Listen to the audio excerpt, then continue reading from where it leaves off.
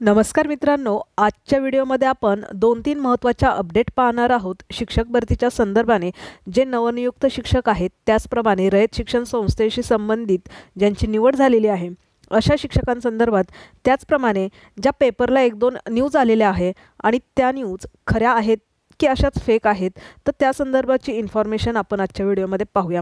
त्यातील ही एक न्यूज आहे की मेळघाटातील शाळांवर 247 कंत्राटी शिक्षक भरती, निवृत्तांना प्राधान्य आणि रिक्त पदांचा मार्ग झाला सुकर।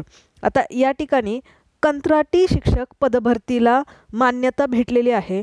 ही जी न्यूज आहे ही खरी आहे, कारण कंत्राटी पदभरतीला मान्यता मिळालेली आहे, कारण पेसा क्षेत्रावरती जी काही कोर्ट केस चालू आहे, विद्यार्थ्यांना शाळेमध्ये शिकवायला शिक्षकांची कमतरता आहे, शिक्षक उपलब्ध नाही, त्यामुळे जवळजवळ 1 वर्ष झालं, गेल्या वर्षी देखील या प्रकारच्या अशा न्यूज येत होत्या। 20,000 रुपये मानधन देऊन जे निवृत्त शिक्षक आहेत, त्या निवृत्त शिक्षकांना या ठिकाणी शिक्षक नेमायचे आहेत, परंतु ते कमी पटसंख्या असणाऱ्या शाळेंवरती, ज्या शाळेंची पटसंख्या 20 पेक्षा कमी आहे किंवा 20 आहे, अशा शाळेंवरती निवृत्त शिक्षकांना त्या ठिकाणी जॉइनिंग द्यायची आहे आणि ती 20,000 असं त्याचं मानधन ठरलेलं होतं। परंतु आता या ठिकाणी ही कंत्राटी शिक्षक पदभरती आहे आणि त्या शिक्षकांमध्ये निवृत्त शिक्षकांना या ठिकाणी संधी मिळणार आहे, कारण मुलांना शिकवायला त्या ठिकाणी शिक्षक उपलब्ध नाही। आणि ही न्यूज खरी आहे, कारण त्याचा ऑफिशियल GR तसा आलेला आहे। या ठिकाणी या न्यूजचं स्पष्टीकरण म्हणून हा GR या ठिकाणी स्पष्टता करत आहे की जी राज्यातील पेसा क्षेत्रातील अनुसूचित जमाती प्रवर्गातील जी रिक्त पदे आहे ती भरण्यासाठी एक उपाययोजना म्हणून अशा प्रकारची शिक्षक भरती या ठिकाणी राबवली जात आहे।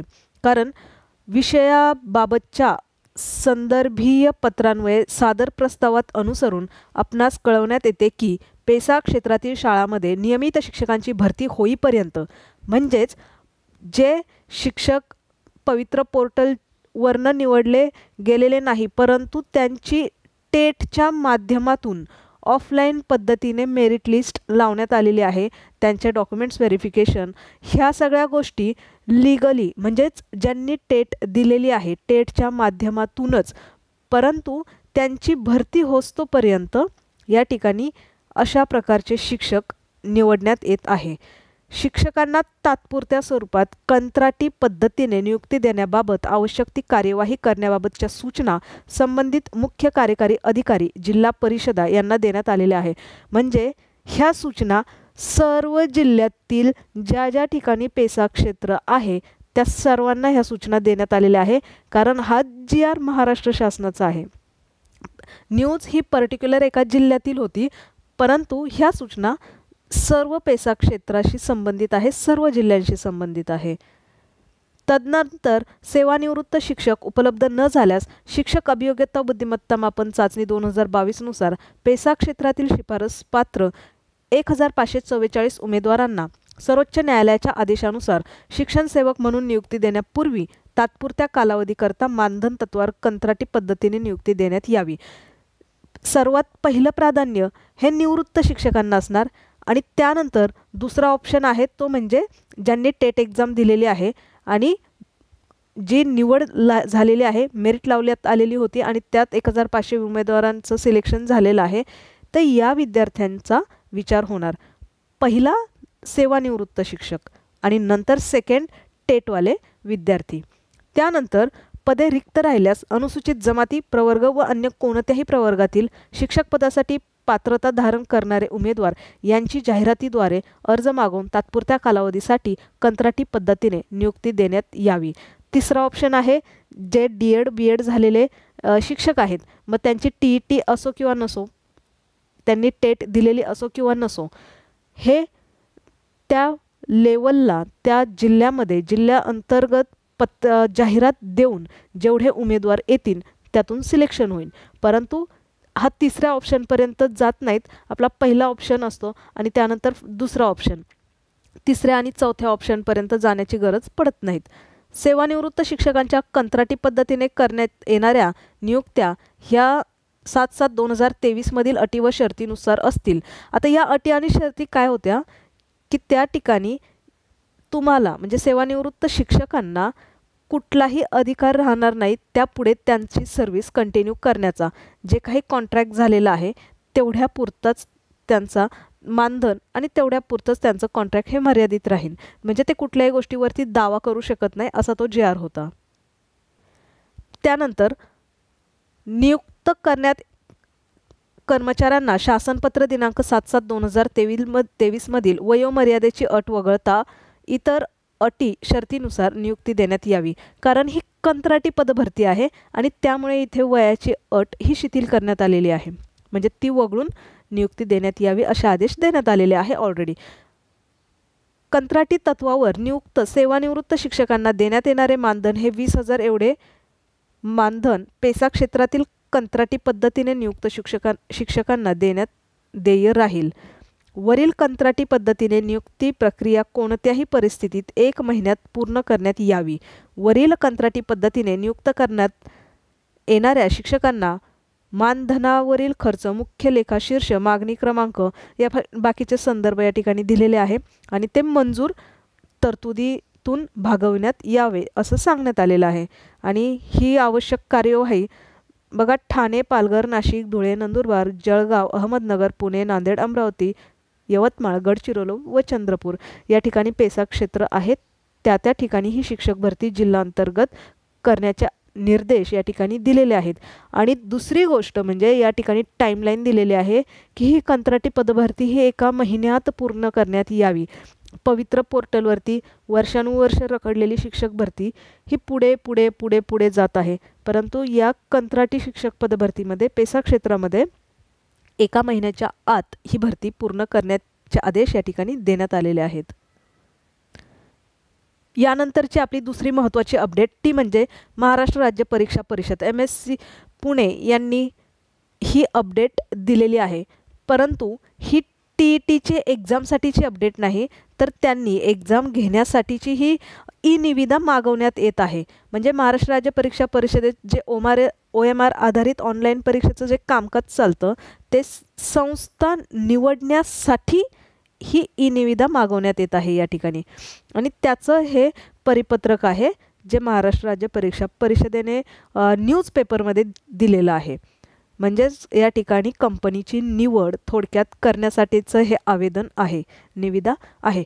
म्हणजे प्रोसिजर सुरू झालेली आहे पण याचा अर्थ लगेचच ऑगस्टमध्ये TETची एक्झाम होणार.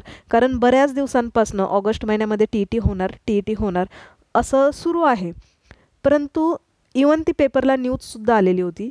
परंतु ते शक्य नाही कारण की कंपनी निवडणं त्यानंतर त्याच्यावरती जे विद्यार्थ्यांना ॲप्लिकेशनसाठी 10-15 दिवस देणं, त्यांचे ॲप्लिकेशन आल्याच्या नंतर एक्झाम सेंटर त्या डेटावरती काम करणं, एक्झाम सेंटरसाठी वेळ देणं, ह्या प्रोसिजरमध्ये पूर्ण 1 महिना निघून जातो आणि कंपनी निवडण्यासाठी तर बरेच दिवस जाणार. म्हणजे कमीत कमी 1.5 महिन्यात तरी TETची एक्झाम होणार नाही कारण तितका वेळ त्यासाठी असावा लागतो. त्यामुळे एवढं निश्चित आहे की जसं पेपरमध्ये सांगितले की ऑगस्ट महिन्यामध्ये, तर ऑगस्ट महिन्यामध्ये तरी TET शक्य नाही. परंतु त्याच्या पुढे किती दिवस लागतील याची मात्र गॅरंटी नाही. कारण जेव्हा प्रोसिजर सुरू झालेली आहे यामध्ये कंपनी निवडली जाईल, मग बाकीच्या गोष्टी होतील. त्यानंतर नोटिफिकेशन दिल्यानंतर देखील विद्यार्थ्यांना 1 महिना भेटेल कारण त्यात ॲप्लिकेशन देण्यासाठी आणि पुढे एक्झामसाठी याच्यामध्ये देखील बऱ्यापैकी अंतर असेल. त्यानंतर आपली तिसरी आणि महत्त्वाची अपडेट ती म्हणजे सर्वांचं म्हणजे बऱ्याच अभियोग्यताधारकांचं लक्ष लागलेलं आहे. ते म्हणजे रयत शिक्षण संस्थेमध्ये निवड झालेले नवनियुक्त शिक्षक यांच्यासाठीची ही अपडेट आहे. मेन म्हणजे रयत शिक्षण संस्था ही एक खूप मोठी नावाजलेली शिक्षण संस्था आहे आणि म्हणून बऱ्याच विद्यार्थ्यांनी प्रिफरन्स देताना देखील सगळ्यात पहिला प्रिफरन्स जरी कुणी म्हटलं तरी रयत शिक्षण संस्था ही खूप नावाजलेली असल्यामुळे त्या ठिकाणी बऱ्याच जणांनी प्रिफरन्स दिला. म्हणजेच ज्या विद्यार्थ्यांचे हाय स्कोर आहे अशा बऱ्याच विद्यार्थ्यांचं सिलेक्शन या संस्थेत झालेलं असणार आहे.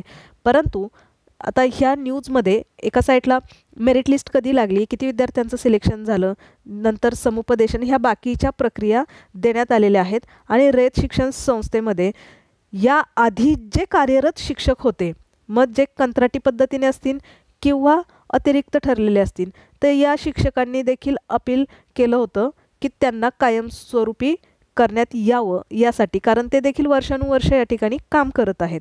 मग अशा प्रकारे त्यांची केस चालू आहे. त्यानंतर या विद्यार्थ्यांनी देखील केस टाकलेली आहे की आता हे तर मार्क्स घेऊन आलेले आहेत, ते काय असेच आलेले नाही आणि त्यातल्या त्यात टॉप मार्क्स असणारे हे विद्यार्थी आहेत, त्यामुळे यांची काहीही यामध्ये चुकी नाही, अशी ही इन्फॉर्मेशन देण्यात आलेली आहे. आणि जे मेन आहे सूरज मांढरे साहेब यांचं हे कटआउट साईटला आहे, ते आपण पाहूया. आता सूरज मांढरे साहेबांनी जी प्रेस नोट शिक्षण आयुक्तांनी टाकलेली होती, तर त्या प्रेस नोटमध्ये याचा उल्लेख केलेला आहे की ज्या विद्यार्थ्यांचं सिलेक्शन झालेलं आहे त्या विद्यार्थ्यांची नियुक्ती ही कोर्टाच्या अधीन राहून करण्यात येईल असं सांगण्यात आलेलं आहे. कारण यासाठी शिक्षण आयुक्तांनी देखील प्रयत्न केलेले आहे की निवड झालेल्या शिक्षकांना रुजू करून घेण्यासंदर्भात रयत शिक्षण संस्थेला शिक्षण आयुक्त म्हणून कळवण्यात आले. रयतही याबाबतीत सकारात्मक आहे. या प्रकरणावर 5 जुलैला न्यायालयात सुनावणी झाली. न्यायालयाने मुंबई उच्च न्यायालयात बाजू मांडण्याचे निर्देश दिलेत. विशेष म्हणजे या शिक्षकांना सामावून घेण्यासाठीची शक्यता आहे. या शिक्षकांना सामावून तर घ्यावंच लागेल, परंतु यामध्ये किती कालावधी लोटेल हे सांगता येत नाही. त्यानंतर बघा, नामांकित संस्था आहे म्हणून प्राधान्यक्रम रयतला दिला जातो, परंतु संस्थेकडून शिक्षण आयुक्तांकडून हे प्रकरण न्यायालयात आहे असे उत्तर दिले जाते. रुजू झाल्यानंतर कमी पगारात 3 वर्ष काम करावे लागणार आहे. असे असले तरी भले पगार देऊ नका, पण भविष्यातील तोटा टाळण्यासाठी किमान रुजू तरी होऊ द्या. जे उमेदवारांनी रयत शिक्षण संस्थेला प्राधान्य दिलं होतं, ज्यांचं सिलेक्शन झालेलं आहे, ते उमेदवार आहेत या ठिकाणी. कधी संस्थेत तर कधी शिक्षण आयुक्तालयात जातो, कधी कोर्टात सुनावणीला जातो. खाजगी नोकऱ्या सोडल्या आहेत. घरच्यांना काय, म्हणजे शिक्षक यांची व्यथा या ठिकाणी सांगितलेली आहे की आता घरच्यांना काय सांगायचं, आठवडा झाला तरी घरी पोचलो नाही. मुलीच्या शिक्षणाचा प्रश्न आहे. नवी पिढी घडविण्याचे काम कसे करायचे, रयतने तात्काळ रुजू करून घ्यावे, अन्यथा स्थानिक स्वराज्य संस्थांच्या शाळात समायोजन करावे. जर शक्य नसेल रयत शिक्षण संस्थेला जे ऑलरेडी शिक्षक कामावर रुजू आहेत त्यांना देखील सामावून घ्यायचं आहे, म्हणजे त्यांना देखील काढायचं नाही, आणि जे नवनियुक्त शिक्षक आहेत त्यांना देखील सामावून घ्यायचं आहे. तर जर नवनियुक्त शिक्षकांना या ठिकाणी सामावून घेणं शक्य नसेल तर अशा शिक्षकांना स्थानिक स्वराज्य संस्थाच्या शाळांमध्ये याचा समावेश करावा, असं या ठिकाणी विद्यार्थ्यांनी मत मांडलेलं आहे. आणि जेन्युइन आहे असं मत चुकीचं नाही, कारण हे टॉपर आहेत, ज्यांचा स्कोर हाय आहे. सगळ्या गोष्टी कंप्लीट करून इथपर्यंत हे अभियोग्यताधारक पोचलेले आहेत. परंतु काहीही झालं तरी या शिक्षकांना कामावरती घ्यावंच लागेल. फक्त प्रॉब्लेम हा आहे की यामध्ये खूप दिवसांचा कालावधी लोटतो. ऑलरेडी इतके दिवस कामाचे लोटलेले आहेत आणि खूप विलंब या गोष्टीला होत आहे. अशा प्रकारे 2-3 महत्त्वाच्या अपडेट, त्या म्हणजे शिक्षक पात्रता परीक्षा पुढच्या महिन्यात म्हणजेच ऑगस्ट महिन्यात होणं शक्य नाही. यामध्ये 1.5 ते 2 महिन्याच्या नंतरच या गोष्टीला सुरुवात होईल. त्याचप्रमाणे दुसरं म्हणजे कंत्राटी शिक्षक भरती ही ऑफिशियल नोटिफिकेशन काढून GR काढून करण्यात आलेली आहे, किंवा ही प्रोसिजर 1 महिन्याच्या आत म्हणजे वेगाने करण्यात सांगण्यात देखील आलेलं आहे. आणि तिसरं म्हणजे जे सूरज मांढरे साहेब आहे त्यांनी स्वतः या ठिकाणी प्रयत्न करत आहेत की रयत शिक्षण संस्थेमध्ये ज्या विद्यार्थ्यांचं सिलेक्शन झालेलं आहे त्यांच्यासाठी बाकीच्या गोष्टी ह्या पुढे नेणं, यासाठी ते प्रयत्नशील आहेत.